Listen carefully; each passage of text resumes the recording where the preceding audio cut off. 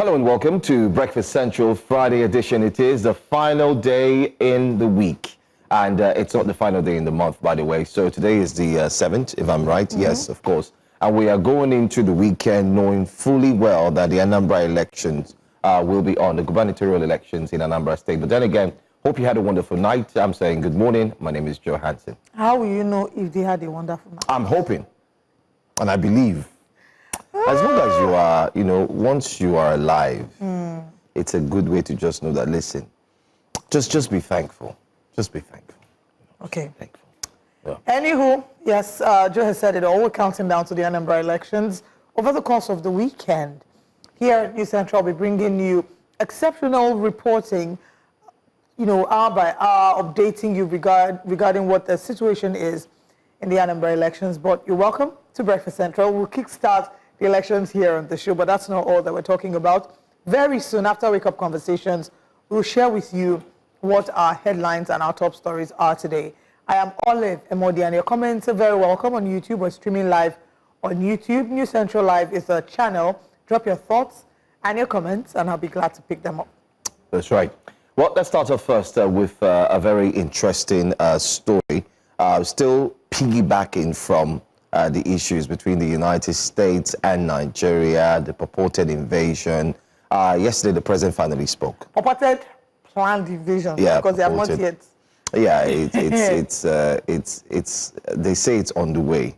And I did see a few statements. The Premium Times yesterday put out a story that was coined from a source in America, which actually showed the soldiers in America highlighting how they are ready to come in without wasting time. That highlighted the strategy they want to use. They mentioned some of the equipment in which they have, that some of them, once they come in, they mentioned a particular drone, that when it comes in, it can stay, it can hover for as long as you want. And when it spots what it wants to spot, passing the information back to the defense quarters. And they say that is it. It can wreak havoc and then go back. And I was like, okay. Have you seen the comments on social media? Which one? Where they are saying, please, is in Sambisa's house. Check very well on the map before you are sending your drones. People, I saw a lot of them. There's a mixture of reactions. The shock, a number of people are worried, but there are also those who seem very excited. There's also been allegations of, tension in the Middle Belt regarding this, saying that, there's some sort of tension among the people there. I agree. And just while all of this was going on, there were also killings that took place in the past 48 hours as well, non-stop. Some Christians were mentioned to have been killed as well in the Middle Belt. We'll bring you updates on that story in particular and share with you many more stories. But this morning, let's start off with our very first salvo this morning, which focuses on the wake-up conversations. Now, if you recall, this story started off with a mere rumor. It was a rumor that one of the most important persons in the cabinet of President Bola Ahmed Tinubu is ill. And while that information did come out, the presidency debunked that.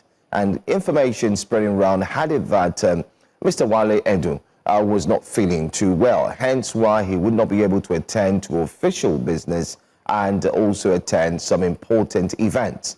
And not just that, while that rumor was swelling, the presidency quickly quelled it and said it's not true. But we're going to play you a video.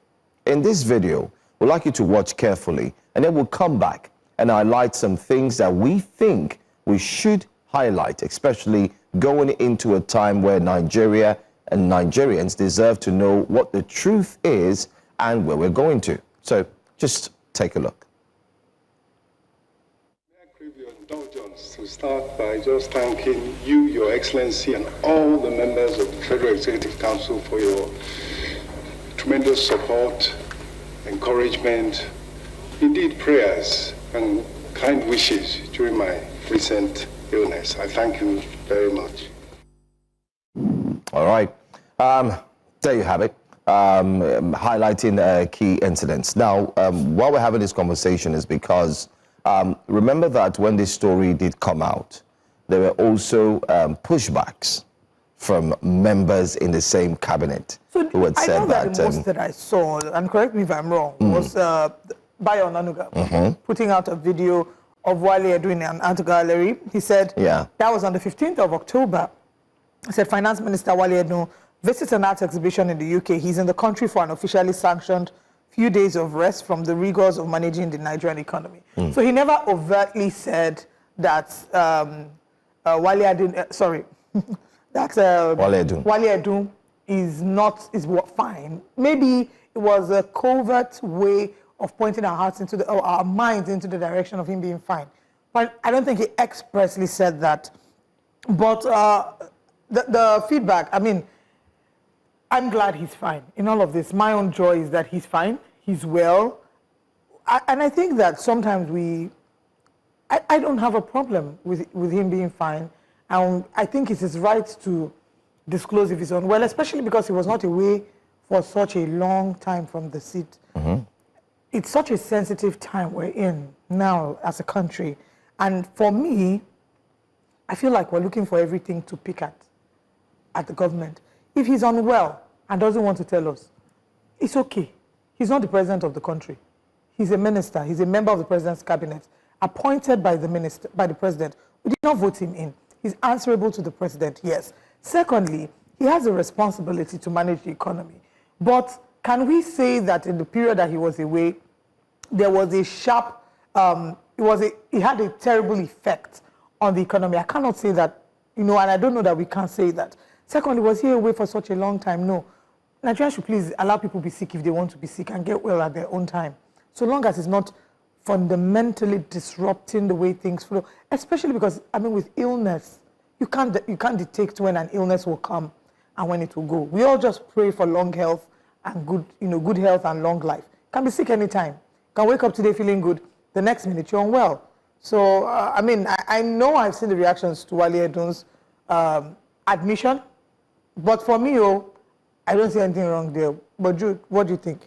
Well, a good one. I think it's a two-way story, and why the story made it to wake up, it's not because one doesn't have the temerity or the right to take a break if he's ill.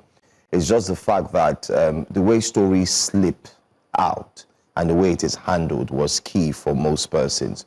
For some people, they thought that it would have been a good time for the presidency to clear the air and simply just leave the doubting Thomases or the rumor mongers to let them sit and say, listen, oh yes, the coordinating minister of the economy is not feeling too well. If they have going to take a break and so on and so forth. Well, however, the way people I don't think it's wrong. You just jump in it and start creating panic. Why? You know why I don't think it's wrong that should be done? Let me explain. Whether we like it or not, Olive, the world is now a globally small village now. It's smaller than you think. Why? Because of these guys. They're very small. And people pass around information. I'm so happy to see him. I'm so happy that he's talking. And what makes me happier is the fact that he was able to confirm in that video that, oh yes, he wasn't feeling well. And I like him for doing that. And I like that. In short, I'm happy when he said that. I'm like, hey, this puts an end to this entire story. Because there were stories that, maybe if you remember, some of the stories were really, really harsh. Some of them had the fact that possibly he was sick, he couldn't move his legs, he couldn't move his arms, he was incapacitated, and so on and so forth. And everybody was like, really? Is it that bad? You know what? And Nigerians were wondering, oh, really? Is that really, really, really, really bad? If it's really, really bad, then we have a problem in the economy. But again, I still take a different stance that people need to calm down. I know that our public office holders, we expect so much from them, but people need to really calm down. He's well, he's not well, how's your business? Except you want to say that he's been away from office for such a long time that he has fundamentally dealt with the economy. If that's not the case, then everybody should really just chill. And this is something that happens not just to presidents, to the president or to the ministers. Once you're a public figure, everybody feels like they have an opinion. So what did you call it? Public figure. That's why I'm saying that I don't see anything wrong there. Anyone who wants to have an issue with that can. Right? We're very quick to call out the government. And here on Breakfast Central, the one thing we do is we don't sugarcoat it. If we genuinely feel that this was bad behavior, Now, flip the script. If it's the president and the president is unwell, then that one we voted him in. Do you remember the former president, former late president? Yes. That left power for longer So that's what I'm periods? saying. That's why I asked. I said, what was the duration? Was his absence was it so long, and was it so substantial that he impacted the economy? If the answer to the both of this is no, then I think it's much ado about nothing. But unless you want to flip it to the angle of, oh, he was unwell, and then again, they had to go to London, which reflects the poor state of our healthcare and the fact that those are the upper echelons of society will always do what's best for them, and Nigerians have to bear the brunt. Except you want to bring up that angle, which I think in your comments, you're answering all of them at the same time. So I think you're pinpointing why Nigerians are talking. No, my initial response was to those who feel upset that the presidency lied, that say that the presidency lied. Why are they covering it up? It's nobody's business. That's what I think. I'm of a different opinion, by the way. My opinion is when Nigeria is in a critical stance, and when you have yourself in a critical stage, I think democracy has become inclusive. And when I say inclusive, people now feel they are closer to power. And when they're closer to power, they make demands. It is something that we've seen, especially in administrations, where when people make demands of, oh, they want to know what is going on. Sadly, we've seen administrations where they tend to rebuff or call whatever questions people are asking, throw it outside and tell them, listen, we do not want to listen to what you're saying or your questions you're asking. Whatever we say stands. And people are asking questions because remember, Nigerians have also learned from the previous administration that you have a case where the president leaves power and goes for a longer time. Olive, I'm going to say it here. I understand clearly why Nigerians are asking these questions, and I'll highlight the reasons. One, the former late president had left power for months. He did not hand over. The only one time he handed over was when people said the economy had gained some strength because the vice president seemed to have taken actions that were not taken by him. But the second time, it never happened. So Nigerians have been beaten with that. Oh, okay, why is the president not on seat? What's going on? Is London the new Nigeria? That question has even been asked in this current administration, where you have the president who has jetted, who has traveled to different places as well, including France. Nigerians are asking, where are our leaders? Why are they always going abroad? What's going on? And then, remember the issue that we had of recent, the economy, the dollar exchange rate, what's happening. And then you now have the minister as well, who people are afraid of, and they say, oh, he's not feeling well. And everybody starts peddling questions. So the question is, if the minister is away for a long time, what can you do about it? No. Whether Nigerians can do anything or they can't do anything, what I've noticed and what I'm highlighting in this story is this. I love what the minister just did. However, I'm sure the minister also has his essay, and I'm sure that the SSA to the presidency also had spoken, but then they put out a video. It is not enough to put out a video. When people show concern and they are worried, no, I think it's also let's right. be honest. No, but they were not showing concern. It's not about them showing concern or being worried. Concern can mean two things. Concern can mean you are concerned to know what is the truth. And I'll tell you why I say it's concern. There are three stories you can find in the press. One of them is from Sahara Reporters. They said he was incapacitated. He couldn't walk. He couldn't move. That's one. You also had other newspapers who are taking a story and said, oh, he's ill. When you start having stories going around like that, Olive, in public relations, as we are being taught and trained, it is your position to set the matter straight with a simple presser. Not to be that person, but we all know how Sahara Reporters can be in terms of like how they dig out certain kinds of information. No, and I can't. That's why I say. Well, that's why you have why this is key. We're in a world where there's misinformation and disinformation. You have to set it I like that straight. we're both not on the same side of course, we don't have to be. And for me, like the final thought as we move to our next conversation is, yes, he's a minister. He was not appointed by any of us. Yes, he's serving the Federal Republic of Nigeria. Noted. He was appointed by the president, approved by the Senate. His absence, he has a right to be ill. You can't decide whether or not to be ill. Nobody argues and then that. they don't owe us that. Especially, I don't think they came out trying to say, oh, this is a rumor, he's unwell. But the reason I can understand why they may not have admitted to it at first, especially because those kind of information will throw the states into panic. People will start to feel, oh, so you're echoing what I'm saying. You know why? Too. So that's what I'm saying. It wasn't necessary because there's some information that is being managed. It's not everything that they share with us, even in the area of security, because they feel that this is going to cause unnecessary panic. And I think that was within his right to decide whether or not to share that publicly. I think as we move, we're both saying the same thing.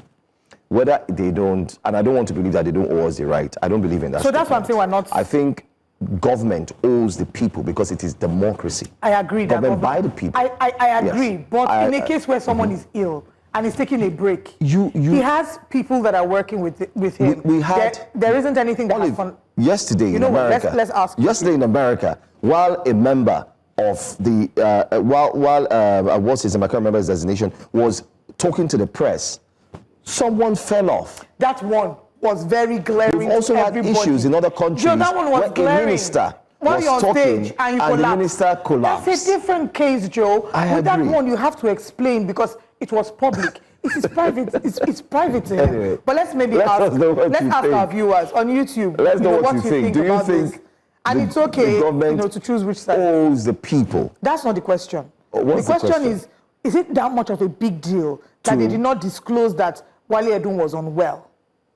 Was it that much of a big deal? Okay. I think that's where we differ. Let's get it. I think it was a big deal. Okay, I think they should have. And I'm happy that he's fine because there's nothing as good as one who has joined a team, or better still, a administration, and completes what he's doing. All right. Let's move to the next conversation and talk about the Senate. Reports have it that the Senate has ordered NAFDAC to ban sachet alcohol by December 2025. So those of you that buy, those little ones, in a few weeks you won't be able to. The Senate has directed the National Agency for Food and Drug Administration and Control, NAFDAC, to enforce a total ban on the production and sale of sachet alcoholic drinks by December 2025. This resolution followed a motion raised during plenary on Wednesday, November 6, 2025, amid growing concerns over the health and social impacts of cheap, high-volume alcohol consumption among youths. And the lawmakers urged NAFDAC to intensify awareness campaigns and provide a clear phase-out plan for manufacturers ahead of the deadline, stressing that the measure is necessary to curb substance abuse and protect public health. And why this is important is because with the penetration of alcohol in our society, the fear of fake alcoholic brands, not everybody can buy the big bottles, but the sachet ones are easily accessible. They're accessible to young people, they're accessible to teenagers, and for a number of people, it's hard to be able to adjust to the fact that, people, your child, your teenagers can easily purchase. We're not in a country where if you need to buy alcohol, they will ask for your ID.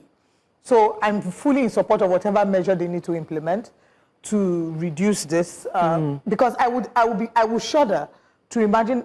It's true, Joe, teenagers, they have access to these. But much more than banning that, I think my concern is also NAFDAC ensuring that there's a management and quality control regarding the quality of alcohol. You can't stop people from drinking alcohol. People will always drink alcohol. But to ensure that the quality of what is brought into Nigeria matches, global standards, and that we're not selling fake alcohol and having a kidney problem on our hands. I think that's more my concern. We already have that. We already have a health challenge already with this entire process. But my worry, I always have a worry whenever you see stories like this. But I mean, kudos to Senator Asukwa Ekpeyong of Cross River South. He's the one who was canvassing for the ban of sachet alcoholic brands or drinks. However, this is not the first time. Last year or early this year, it was started by NAFDAC that they're going to place a ban on it. So what they did was they did give a duration in which this ban will come into effect, or better still, the ban would actually happen. However, they decided to extend it, and the extension has led to what we have today, that it would be finally extended to December. Although we also hear that while the senator was bringing this up, stakeholders, of course, stakeholders, which has to do with both the sellers, the companies, the manufacturers, the producers, are equally asking for more time. They're asking that it should be further extended. But extension at what risk? The risks are so much so that it continues to show that if these actions are not taken, then there will be a major problem. I'll give you an example. You've mentioned them already. Motor parks. It's so bad that you now have children buying it. And because we don't naira. do IDs, it's 100 naira. Anybody can go and buy it. They would assume this morning, guess what? It's exactly what I saw this morning, because every morning I come out, you see these women, they are there with their buckets, 100 naira, and they have it, the white buckets, you have them. And you see these guys lined up. The drivers are all stoned because that's what they used to start, that's what they used to brush their teeth. However, the sachets have also contributed to the environmental decay. Litter. Blocking the drainages, you find them everywhere. They take these things and they threw them away. But if you look at the risks, it seems to be more. And I think I support this. The ban is very important. They have to. The FCCPC, NAFDAC, these agencies have been mentioned to support and ensure that this ban is carried out. How soon? That's what we're waiting for. Is it going to be another talk shop or another walk in the park where everything is being said but nothing is being done? We'll also wait to see, and hopefully something will happen at the end of the day. So kudos to the Senate on this.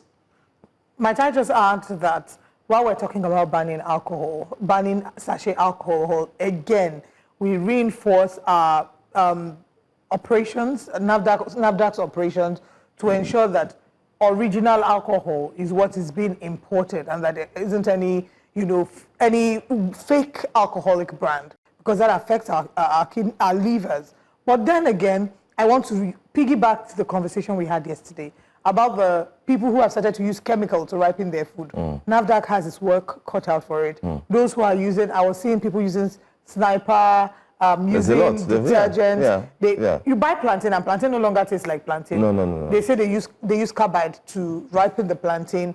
We have a lot. So we have a problem. NAFDAC needs to work maybe the National Orientation Agency to be able to, first of all, set down the message of how much of a health emergency that is, how much of a health crisis we're brooding for in the next few years. We'll see the effect of all of these. And then let them know that this is a criminal act. They're pushing for a bill to criminalize it. And then to ensure that people who are involved in this will be automatically dealt with. But while this is going on, we then need to fix certain things, like ensure that we have power. There's a lot of investment in agricultural sector so that we don't record a lot of post-harvest loss. It's a whole chain. Another thing that contributes to that would also be insecurity. Security is a big factor when it comes to post-harvest loss. The people who are supposed to go to the farms can't go to the farms because they're afraid for their lives. I agree. Speaking about insecurity, it's a key issue that Nigeria is dealing with, which is why Donald Trump has stepped into the arena. This time, he says he stepped in to protect the lives of the Christians who have been killed in the middle belt of Nigeria. However, some Nigerians are not taking this lightly. They're saying, you know what? We don't want Donald Trump. That's what they're saying. And this is the video of some Nigerians protesting the planned invasion of the President of the United States. Give us a logo, America. Give us a logo. Give us a logo. Give us a logo, America. Give us a logo. Give us a logo. Give us a logo. Give us a logo, America. Give us a logo. Give us a logo. Give us a logo, America. Give us a logo. Give us a logo. Olive. That's what they call a mini-size protest. But then again, these are Nigerians who are exercising their rights. I'm shocked the police did not stop them. They did not tear gas them. Why didn't they tear gas them? Where is the CP of Lagos State? Why didn't they tear gas them? Why are they protesting? Why are they disturbing? Because they're disturbing the peace. This is valid. Nigerians. Why? Even when they already had now been saying their mists. Maybe Shore should have protested. Maybe he should do this protest. Would they tear gas him? Joe, please, if you ask me now, who I go ask? Anyway, let's see what Nigerians are saying regarding this protest. It's very key. And let's see what they have to say about this. Daniel Rega says, aha, notice how the Nigerian police are not stopping them this time. If this was a protest against anything about the government, it would be all hands on deck. Okay, at least someone else is seeing it from that side, that angle as well. And ISIP says definition of a staged protest So Nigerians are protesting against the US stepping in, but won't protest against the suffering, corruption and insecurity that made the world even discuss intervention in the first place. Sometimes I wonder if we love our chains too much. When leadership fails and citizens stay silent, outsiders will always find a reason to intervene. And that's what ISP says. Martins says, what a shameful country and a shameful citizens, instead of protesting for better government, because right now the world is watching. If we protest and the government doesn't improve, we will surely have different nations support. Oh my God, OMG, I can't believe I'm crying for these people. That's what Martins says. Oladele says, peaceful protest is a constitutional right, and Nigerians have every reason to stand against any foreign military intervention in our country. Our sovereignty is not for negotiation. Dialogue, diplomacy, and homegrown solutions must always come before foreign boots on Nigerian soil. Yes, Oladele has said so. And let's take one more tweet. Only VDM. This is a shame and embarrassing to Nigeria that the police and government authorities can allow this kind of staged protest, but shot tear gas the citizens when they willingly protested peacefully to plead and demand good government from them. Only VDM says. And it's a highlight. And Ziki says, I don't blame them. After the government has made life so difficult for them, they now give them 5K. And it's like hope alive for them. Wow. Last time youth did a peaceful protest in the country at Lekki Gate, it ended in bloodshed from our government. But this is Nigeria. And I'm sure a lot of persons will keep talking about it and they wouldn't stop. Ima Show says, let me guess, no tear gas was shot. Neither was any of them declared wanted. We know what we are doing in this country. Once a protest is about the masses and demanding of accountability, police will begin to arrest people. Bah, he asks a question. And that's all we're taking. In addition to that, on YouTube, hello to our YouTube audience. Good morning and thank you for joining us this morning. Ikechukwu Victory in response to, okay, no, not this one. He had said earlier, and this is in response to the argument we had about if it was much of a big deal. Yeah. So I'll start from the top. Oh no, let me start from the bottom. Ikechukwu Victory says, I disagree with Olive. Every public office holder, elected or not, owes an explanation to the masses on, also an explanation to the masses on the state of their health, especially when it causes them to be absent from duty. This is also part of accountability, Ikechukwu Victory says. Mokunye Chukwuemeka says, I don't think it's a big deal that Wale Edun was unwell. If it were the president, then I would say yes. Remi Adeleke, I have to give you a glass of water because why are you parrying for us? He says, what is the big deal in someone being sick? We are all humans. I beg, if you are short of topics to discuss, close shop. How did we offend you? Should we give you a glass of water? Chill. And in reaction to the police firing, the police not stopping the protesters, and that point that you raised, Ikechukwu Victory says, no police is stopping them. Anyway, these are the comments that we have on YouTube.